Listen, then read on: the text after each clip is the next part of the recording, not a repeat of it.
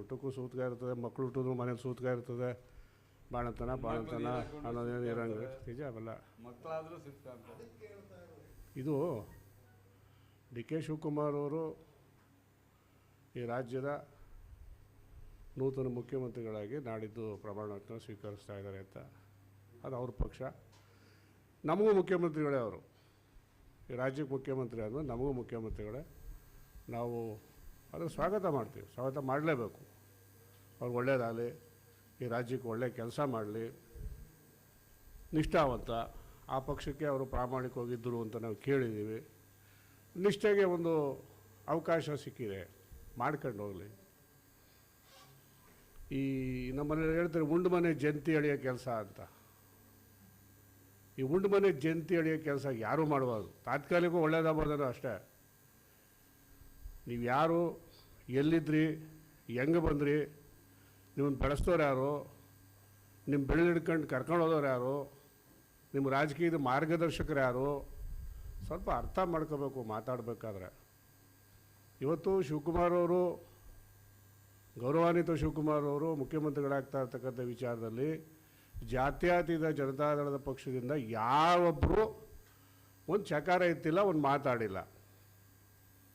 ಬೆಳಗ್ಗೆ ಎದ್ದು ಬಂದು ದೇವೇಗೌಡರ ಮೇಲೆ ಸೂತಕ ಛಾಯೆ ಅಂತ ಹೇಳಬೇಕಾದ್ರೆ ಈ ಭೂಮಿಯನ್ನು ಹರಾಜು ಹಾಕ್ತಾ ಇದ್ದಾರೆ ಈ ಮನುಷ್ಯ ಅಂತ ನನಗನ್ನಿಸ್ತದೆ. ಮಂಡ್ಯದ ಭೂಮಿಯನ್ನು, ಮಂಡ್ಯದ ಮಣ್ಣನ್ನು, ಮಂಡ್ಯದ ಗಟ್ಟಿತನನ, ಮಂಡ್ಯದ ಗಂಡತನನ ಹರಾಜು ಹಾಕಿ ಬಟ್ಟಂಗಿತನನ ಮೆರ್ಕೊಂಡು ಮಂತ್ರಿ ಆಗಿ ಹೊರಟಿರ್ತಕ್ಕಂಥ ವ್ಯಕ್ತಿ ಇವ. ಅಂದರೆ ಇವ್ರಿಗೆಲ್ಲ ಅವಕಾಶ ಏನು ಅಂದರೆ, ಈ ಭೂಮಿಯಲ್ಲಿ ಗಟ್ಟಿಯಾಗಿರ್ತಕ್ಕಂಥವ್ರು ದೇವೇಗೌಡರು, ಕುಮಾರಸ್ವಾಮಿ ಅವರು, ಜಾತ್ಯತೀತ ಜನತಾದಳದ ಪಕ್ಷ.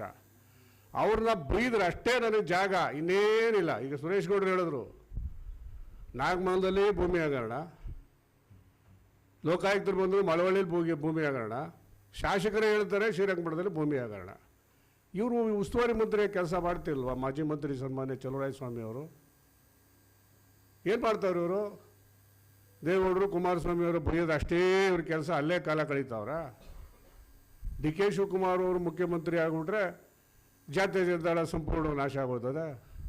ಇರಲಿಲ್ವೇ ಶಿವಕುಮಾರ್ ಅವರು? ಕೈ ಜೋಡೆತ್ತು ಅಂದ್ಕೊಂಡು ಹೋಗಿಲ್ವೇ? ಅದೇ ಸಿದ್ದರಾಮಯ್ಯ ಜೊತೆ ನಿಂತ್ಕೊಂಡು ಕೆಲಸ ಮಾಡ್ತಾ ಇಲ್ವೇ? ಪರಮೇಶ್ವರ್ ಅವರು ಅನುಮೋದನೆ ಮಾಡಿಲ್ವೇ? ಮಾಡ್ಕೊಂಡು ಹೋಗಲಿ, ಅದು ಅವ್ರ ಪಕ್ಷ.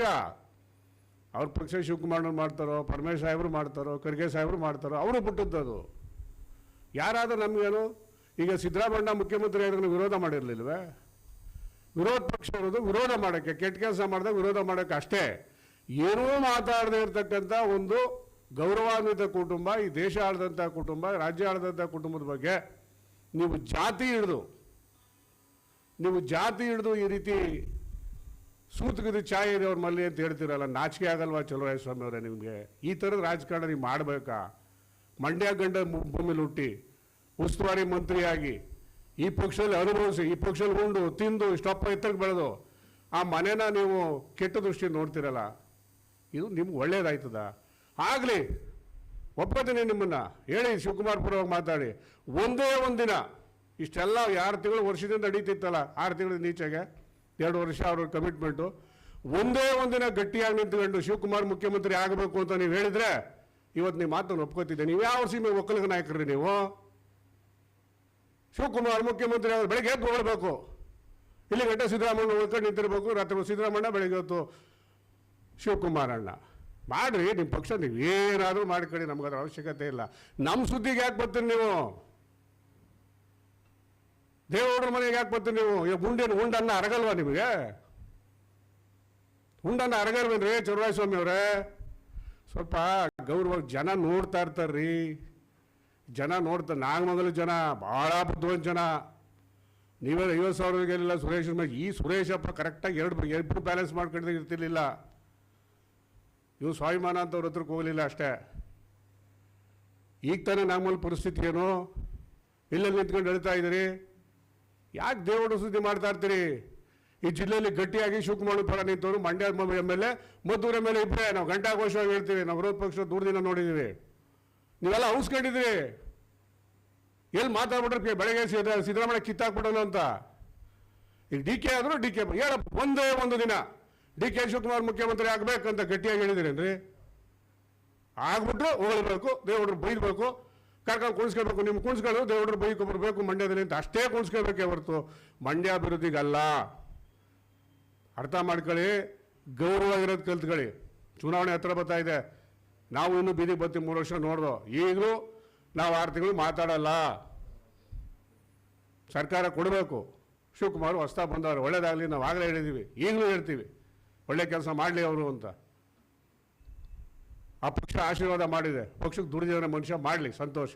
ನಿಮಗೇನ್ರಿ ನಾವು ನಿಜವಾದ ಸೂತ್ಕ ನಿಮಗೆ ಇದು ಯಾವುದೋ ಒಂದು ಲೋಕಲ್ ಮೀಡಿಯಾದಲ್ಲಿ ನೋಡಿದೆ ನಾನು, ಅದು ಸ್ಟೇಟ್ ಲೆವೆಲ್ ಮೀಡಿಯಾದಲ್ಲಿ ನೋಡಿದೆ, ಸ್ಟೇಟ್ ಲೆವೆಲ್ ಮೀಡಿಯಾನೇ ಅದೂ. ಆಗಲೇ ವೈಭವೀಕರಿಸ್ಕೊತಾ ಇದ್ದೀರಿ ನೀವು. ಒಕ್ಕಲಿಗ ನಾಯಕ ಈ ಭಾಗದಲ್ಲಿ ಹಳೆ ಮೈಸೂರಲ್ಲಿ ಶಿವಕುಮಾರ್ ತೆಗೆದು ಇವರನ್ನೇ ಕಟ್ಟಿಬಿಡ್ತಾರೆ, ನೀವೇ ಬರ್ಸ್ಕೊತಾ ಇದ್ದೀರಿ. ಶಿವಕುಮಾರ್ ನೀವು ಕಿವಿ ಸೂರ್ಯಕಾಂತ್ ಮುಡ್ಕೊಂಡಿದ್ದಾರೆ, ನೀವು ಮುಂದೆ ಬಿಟ್ಬಿಡೋಕ್ಕೆ. ಅವ್ರಿಗೆ ಗೊತ್ತಿದೆ ಯಾರ್ಯಾರು ನೆಲೆಯಲ್ಲಿ ಹೆಂಗಿರಬೇಕು, ಯಾರ್ಯಾರು ಯಾವತ್ತು ಏನು ಮಾಡೋರು. ನಿಮ್ಮನ್ನು ಬಿಡೋಲ್ಲ, ಇಟ್ಕೊಂಡು ಹೋಯ್ತಾರೆ ಜೊತೆಲಿ, ಬೇಕು ಬಿಟ್ಬಿಡಲ್ಲ. ಅವ್ರವೇ ಗೌರವಾಗಿರಿ, ಹಿಂದೆ ಇರಿ. ನಿಮ್ಮ ಪಕ್ಷ ನೀವು ಕಟ್ಕೊಳ್ಳಿ, ನಿಮ್ಮ ಪಕ್ಷ ಹೆಂಗಾರ ಬೆಳೆಸ್ಕೊಳ್ಳಿ, ಅದು ನಿಮ್ಮ ಪಕ್ಷ. ನಿಮ್ಮ ಪಕ್ಷ ಅಲ್ವೇ ಅಲ್ಲ ಅದು. ನೀವು ಇಲ್ಲಿಂದ ಅಲ್ಲಿಗೆ ಗಂಜಿ ಕೇಂದ್ರಕ್ಕೆ ಹೋಗಿರೋ, ನೀವು ಗಂಜಿ ಕೇಂದ್ರ ನಿಂತ್ಕೊಂಡು ಇಷ್ಟೆಲ್ಲ ಮಾತಾಡ್ತೀರಲ್ಲ. ಈ ಪಕ್ಷ ಕಟ್ಟಿ ಬೆಳೆಸಿದವ್ರು ನೋವಾಗಲ್ಲೇನ್ರಿ? ಇಲ್ಲೇ ಇದ್ದವ್ರು ನೀವು. ದಯಮಾಡಿ ನಾಲ್ಗೆನ ಬಿಗಿಯಾಗಿ ಇಟ್ಕೊಂಡು ರಾಜಕಾರಣ ಮಾಡೋದು ಕಲ್ತ್ಕೊಳ್ಳಿ ಚಲುವರಾಯಸ್ವಾಮಿ ಅವರೇ. ನಿಮಗೆ ಶೋಭೆ ತರಲ್ಲ, ಇದು ಒಳ್ಳೇದಲ್ಲ, ಇದು ಮುಂದಿನ ಪೀಳಿಗೆ ಒಳ್ಳೇದಾಗಲ್ಲ. ಜನ ಕ್ಷಮಿಸಲ್ಲ ನಿಮ್ಮನ್ನ. ದೇವೇಗೌಡರು ಕುಮಾರಸ್ವಾಮಿ ಮಾತಾಡ್ಬೇಕಾದ್ರೆ, ಕುಟುಂಬದ ಮಾತಾಡಬೇಕಾದ್ರೆ ನಾಲ್ಗೆ ಮೇಲೆ ಹಿಡ್ತಾ ಇರಬೇಕು ಚಲುವರಾಯಸ್ವಾಮಿ ಅವರು. ನಮಸ್ಕಾರ.